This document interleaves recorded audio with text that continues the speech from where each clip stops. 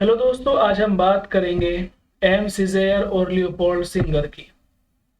दोस्तों, ये लोग अफ्रीका के रहने वाले हैं और अफ्रीका के अंदर जो वहाँ के ब्लैक पीपल हैं, आधुनिक काल में और जो कोलोनिज्म थियरी है उसकी आड़ में, उसके पीछे उनके ऊपर जो अत्याचार किए गए हैं उसके बारे में एम सीज़ेयर ने बात की है। जो भी वर्ल्ड वार हुए हैं और उसके साथ साथ जो एक कॉलोनिज्म की जो थियरी चली है, चाहे वो इंडस्ट्रियल रिवॉल्यूशन हो, चाहे वो कॉलोनिज्म की थियरी हो, चाहे वो वर्ल्ड वार हो, ये तीनों ऐसी थियरी हैं, चाहे इंडस्ट्रियलाइजेशन, कॉलोनिज्म और फिर वर्ल्ड वार, कि इसके साथ साथ जो पूरी दुनिया की तारीख है वो चेंज हो गई थी। आप इंडिया को ले सकते हैं कि इससे पहले, अंग्रेजों के आने से पहले यहाँ पर कितना कुछ था। यहाँ तक कि यहाँ पर मसाले यहाँ के काफ़ी फेमस थे, यहाँ की जो कॉटन है वो काफ़ी फेमस थी, और यहाँ के जितने भी सोर्सेज हैं वो बहुत अच्छे अपने आप में माने जाते थे। लेकिन अंग्रेजों के जाने के बाद में यहाँ पर कुछ भी नहीं बचा, और अमेरिका, जिसको कोई भी नहीं जानता था पहले, आज वो कितना सुपर पावर बना हुआ फिर रहा है। इसी तरह रशिया है, इसी तरह आपका ब्रिटेन है, फ्रांस है। ये लोग खुद अमीर नहीं हुए बल्कि इन्होंने लूटपाट की है, जैसे एशिया के अंदर आकर लूटपाट की। इसी तरह अफ्रीका के अंदर जाकर वहाँ के लोगों से काम लिया, वहाँ अपनी फैक्ट्रियों में काम कराया, उनसे कोयला ढुलवाया, उन्हें खान के अंदर बांट दिया, कोयले की खान के अंदर, पेट्रोल की खान के अंदर, इस तरह से उनसे काम लिए गए। तो एम सीज़ेर ने कहा है कि जो कोलोनिज्म की जो थियरी है वो अच्छी है, लेकिन सिर्फ यूरोप वालों के लिए। बाकी एशिया और अफ्रीका के लोगों के लिए वो थियरी बिल्कुल भी अच्छी नहीं है, बल्कि इस थियरी की आड़ में उनके ऊपर जुल्म किया गया है, उनके ऊपर अत्याचार किया गया है। इन सब चीज़ों को एम सीज़र और लियोपोल्ड सिंगर ने देखा, ऑब्जर्व किया, और 1955 में उन्होंने एक वर्क पब्लिश किया, नेग्रीट्यूड। ये काफ़ी फेमस वर्क है नेग्रीट्यूड। इन्होंने इसको सबसे पहले फ्रांस में पब्लिश कराया था, फ्रेंच लैंग्वेज में पब्लिश कराया, और फिर इंग्लिश लैंग्वेज में इसका ट्रांसलेशन 1995 में किया गया। ये जो वर्क है इनका, ये कोलोनिज्म थ्योरी के अगेंस्ट है, यानी इसको अच्छा नहीं मानते। और इसमें इन्होंने कहा है कि पूरी दुनिया के अंदर जो भी वार चल रहा है, चाहे वो फर्स्ट वर्ल्ड वार हो, चाहे वो सेकंड वर्ल्ड वार हो, अगर आप इसका पब्लिकेशन डेट देख रहे हैं तो 1955, इससे पहले दोनों वार हो चुके थे। जो फर्स्ट वर्ल्ड वार है वो 1918 में लगभग खत्म हो गया था, और जो सेकंड वर्ल्ड वार है वो 1945 में खत्म हो चुका था। तो दोनों वर्ल्ड वार एम सीज़ेर ने देखे हैं, और उन्होंने उसके बाद में जो भी उसका रिजल्ट निकल कर आया उसकी बात की है। तो ये जो वर्क है नेग्रीट्यूड, ये एंटी वार है, यानी जंग को अच्छा नहीं मानता, और कोलोनियलिज्म और कैपिटलिज्म दोनों के खिलाफ है। तो एम सीज़ेर ने ना तो वॉर को अच्छा बताया, first world war, second world war, और ना ही जो कोलोनिज्म की थियरी है जिसमें कॉलोनियां बनाई गई, एशिया के अंदर कॉलोनी बनाई गई, इंडिया के अंदर कॉलोनियां बनाई गई, अफ्रीका के अंदर जो कॉलोनियां बनाई गई हैं, वो इसके अगेंस्ट हैं। और दूसरा कैपिटलिज्म, कैपिटलिज्म को आप बोल सकते हैं कि इंडस्ट्रियल रिवॉल्यूशन। कैपिटलिज्म यानी आपके पास सिर्फ पैसा होना चाहिए, आपको पैसा कमाना है। अगर आपको पैसे के लिए दूसरे का मर्डर करना पड़े, दूसरे के घर में चोरी करनी पड़े, डाका डालना पड़े, और आपके पास पैसा आ रहा है तो आप उसको आने दें। ठीक है, तो ये जो थियरी है, जो कि बहुत ही क्रूशियल थियरी है कैपिटलिज्म की, अगर आप इसको स्टडी करें तो इसके अंदर ये सब चीज आ जाती है कि आपके पास पैसा हो सिर्फ। ठीक है, आप किसी से भी लेबर कराएं, कैसे लेबर कराएं। कोलोनिज्म कि आप कहीं भी कॉलोनी बनाएं, वहां के जो सोर्सेज हैं उनका यूज करें, उनके साथ में जैसा चाहे आप करें। ठीक है, तो इनके खिलाफ है एम सीज़ेर। और आपने देखा है कुर्ग, कुर्ग अगर आपने जोसेफ कॉनरेड का अगर नॉवल पढ़ा है तो उन्होंने कितने अच्छे से उसके अंदर दिखाया है। ठीक है, कि वहां पर लोग जाते थे, वहां के जो जानवर है वहां की खाल बेचते थे, हाथी के दांत बेचते थे, वहां के जो भी डायमंड्स हैं, नदियों में से, समुद्र में से जो डायमंड निकलते थे वहां उनको बेचते थे। तो इस तरह के काम ये लोग करते थे। तो इसीलिए एम सीज़ेर और लियोपोल्ड सिंगर ने कोलोनिज्म थ्योरी को अच्छा नहीं बताया। इंडिया के अंदर से वो मसाले ले जाते थे, यहाँ से कॉटन ले जाते थे, और कैपिटलिज्म को भी अच्छा नहीं बताया। तो इन्होंने जो ये वर्क लिखा है ये ब्लैक पीपल के फेवर में लिखा है। ठीक है, वो मैंने आपको पहले बता दिया था कि खुद भी ये ब्लैक थे, एम सीज़ेर और लियोपोल्ड सिंगर, ये खुद भी ब्लैक है, और ये ब्लैक पीपल के फेवर में लिख रहे हैं। उनकी क्या पहचान है उसको बता रहे हैं, कि उनकी क्या पहचान थी, उनका क्या इतिहास है, हिस्ट्री है, उनकी कल्चर की बात करते हैं और उनकी वैल्यूज की बात करते हैं। ठीक है। तो ये बुरा किसको बता रहे हैं, ये वार को बता रहे हैं, कॉलोनिज्म को बुरा बता रहे हैं, कैपिटलिज्म को बुरा बता रहे हैं, इंडस्ट्रियल रिवॉल्यूशन को बुरा बता रहे हैं।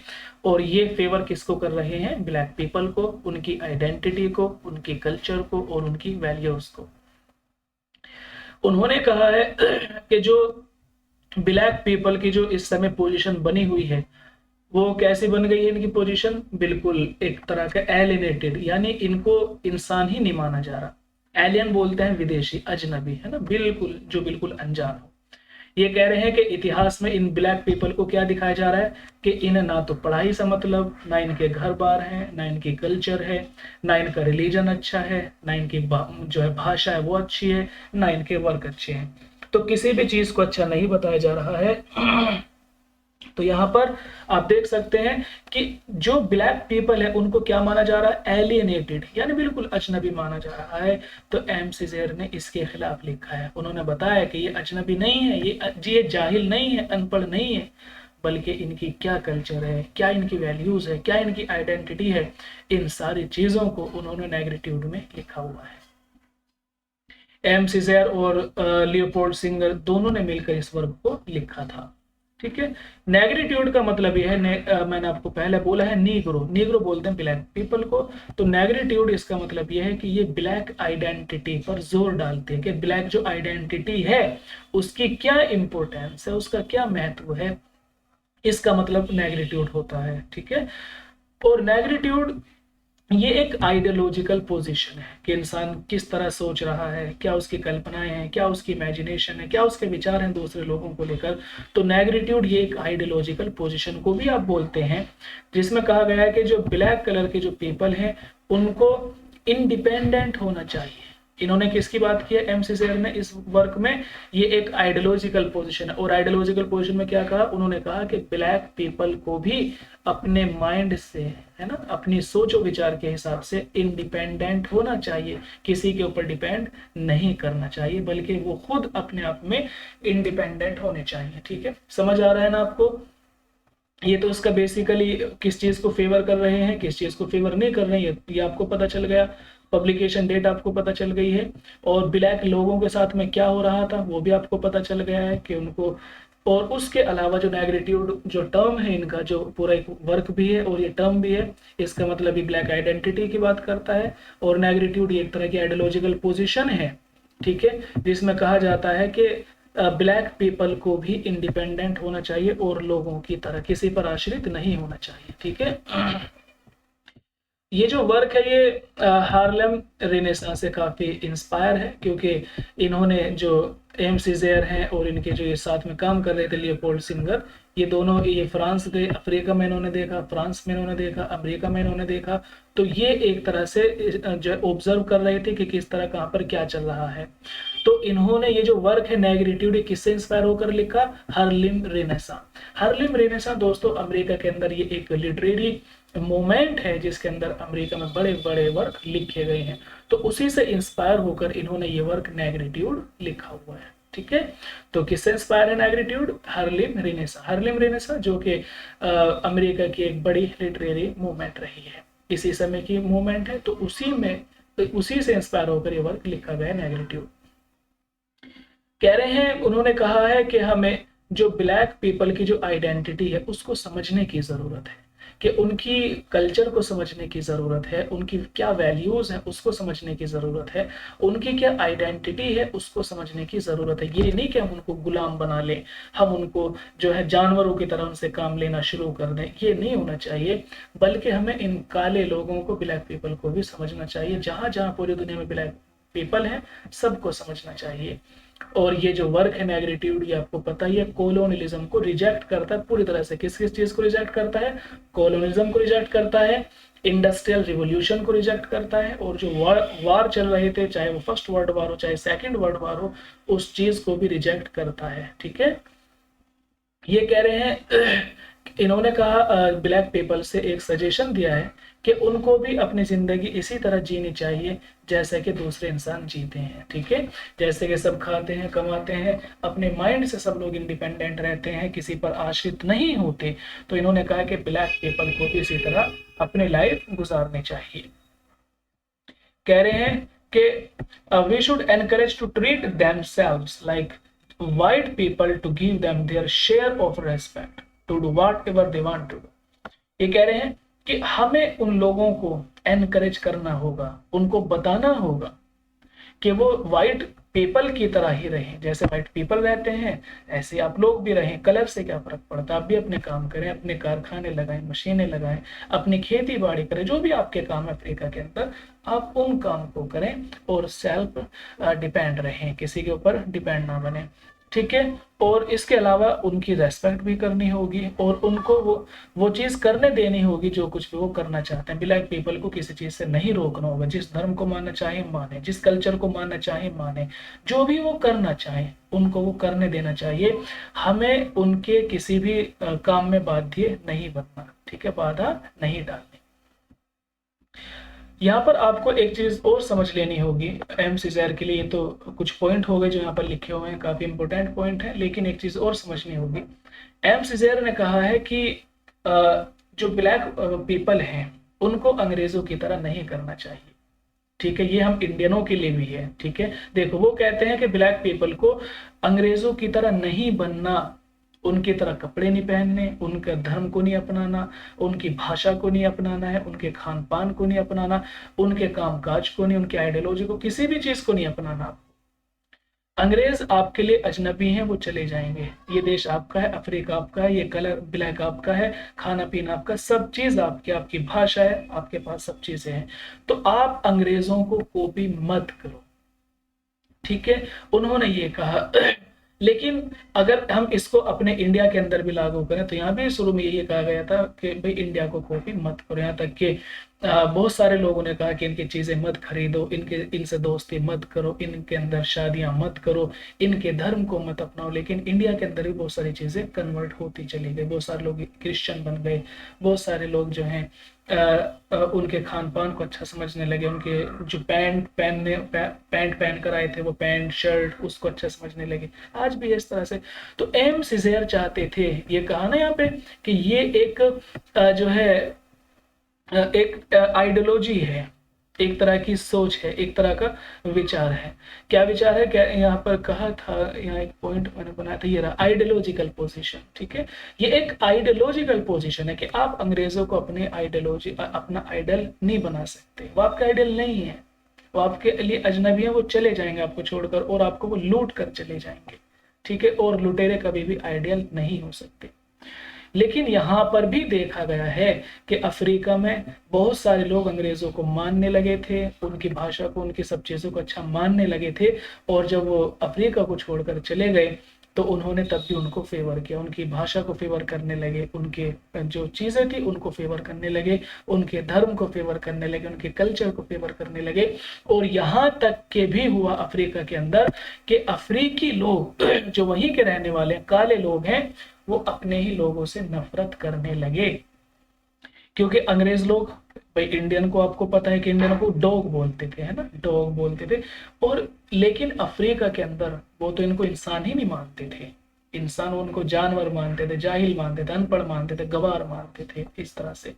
तो उनके साथ रह रहकर और उनकी आइडियोलॉजी को सुन सुनकर और उनके साथ में रहकर ये लोग भी ये समझने लगे थे कि यार हम तो इंसान नहीं है। इनको भी ऐसा ही लगने लगा कि यार हमारा खान पीन भी सही नहीं है, देखो अंग्रेजों का अच्छा है, हमारा धर्म भी अच्छा नहीं है इनका, अच्छा हमारी कल्चर भी अच्छी नहीं है इनकी अच्छी है। तो वो खुद भी यही मानने लगे, वो अपने आप को अंग्रेजों के पॉइंट ऑफ व्यू से देखना शुरू करने लगे कि इनका पढ़ाई लिखाई बहुत अच्छी है, जैसे कि आजकल हम भी बोल देते हैं, ठीक है, कि वहाँ सब कुछ अच्छा है, उनके पहनावा, उनकी भाषा, उनकी संस्कृति सब कुछ अच्छा है। तो एम सीजर ने कहा कि इसकी जरूरत नहीं है, हमें अंग्रेजों को अच्छा नहीं समझना किसी भी हाल में, ठीक है। तो बहुत सारी बातें हैं जो आप यहाँ पर आप पहले से भी जानते होंगे, बहुत सारी बातें आप उन्हीं को यहाँ पर इसमें, जो आप इंडिया से अगर मुझे देख रहे हैं सुन रहे हैं तो यहाँ भी ऐसा ही हुआ। एक एग्जाम्पल मैं इंडिया का भी आपको दे देता हूँ। जब अंग्रेज यहाँ से छोड़कर चले गए थे देश को तो सवाल ये खड़ा हुआ कि भाई अब जो नेशनल लैंग्वेज है वो क्या बने। अब तो बेसिकली अब हिंदी लैंग्वेज तो कभी नहीं रही, उससे पहले संस्कृत होती थी, जो भी हो दूसरी भाषाएं रही होंगी, फारसी होती थी, ठीक है। तो ये सवाल सबसे बड़ा था, सबसे मुश्किल क्वेश्चन ये था कि नेशनल लैंग्वेज कौन सी हो।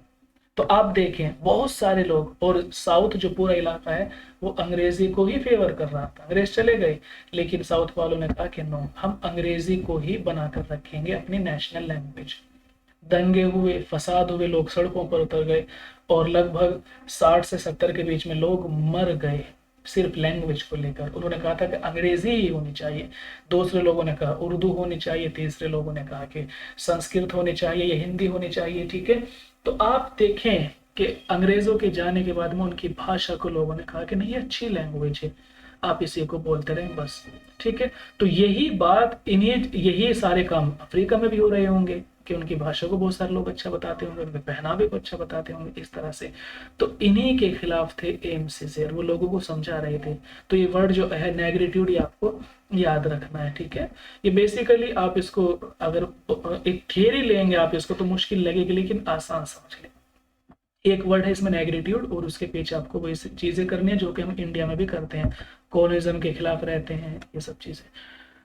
तो नेग्रिट्यूड, ये इसका मतलब ये होता है कि अफ्रीका के अंदर जो एक डिवास्टेशन हुआ, यूरोप के लोगों ने जो अफ्रीकी लोगों का डिवास्टेशन किया, उनको लूटा। ठीक है, और वहां पर जो उनके साथ में बुरा सुलूक किया, उनके ऊपर अत्याचार किया, जुल्म किया, उनके मर्डर कर दिया करते थे, मार दिया करते थे उन लोगों को। ठीक है, तो नेग्रिट्यूड इन्हीं सब बातों को बताता है। और इसके अलावा जो कोल्डनेस है और जो स्टिफनेस है ऑफ वेस्टर्न कल्चर की, उसको भी इसमें बताया गया है कि जो यूरोप की कल्चर जो आपको अच्छी लग रही है, यूरोप की लैंग्वेज जो आपको हर चीज़ जो अच्छी लग रही है यूरोप के अंग्रेज़ों की, वो अच्छी नहीं है। ठीक है, और जो ह्यूमन क्वालिटीज जो बिल्कुल खत्म हो गई थी, यानी अफ्रीका के लोगों को ह्यूमन ही नहीं माना जा रहा था, तो उसको भी इसमें टर्म में बताया गया, इस वर्क में बताया गया है। ठीक है, और इसके अलावा जो अफ्रीकी लोगों का जो इतिहास है, उनकी जो ग्लोरीज हैं, उनकी जो महत्वता है, उनकी जो इम्पोर्टेंस है, उनकी जो परंपराएं हैं, उनके जो विश्वास हैं, वो सब चीज़ें इसके अंदर बताई गई हैं। एम सीज़र बार बार बता रहे हैं कि तुम्हारी हिस्ट्री अच्छी है, तुम्हारे विश्वास बहुत अच्छे हैं, तुम्हारी परंपराएं अच्छी हैं, तुम्हारी कल्चर अच्छी है, तो वो इनको अच्छा बता रहे हैं, और अंग्रेज लोगों की जो जितनी भी चीजें हैं उनको वो गलत बता रहे हैं। ठीक है, तो नेग्रिट्यूड में यही सब बातें बताई गई हैं। उम्मीद करते हैं कि ये छोटी सी थियरी ज्यादा मुश्किल नहीं है, एक ही टर्म है नेग्रिट्यूड, बाकी समझ आ गई होगी। आज के लिए इतना काफी है। सुनने के लिए धन्यवाद, आपका दिन शुभ हो।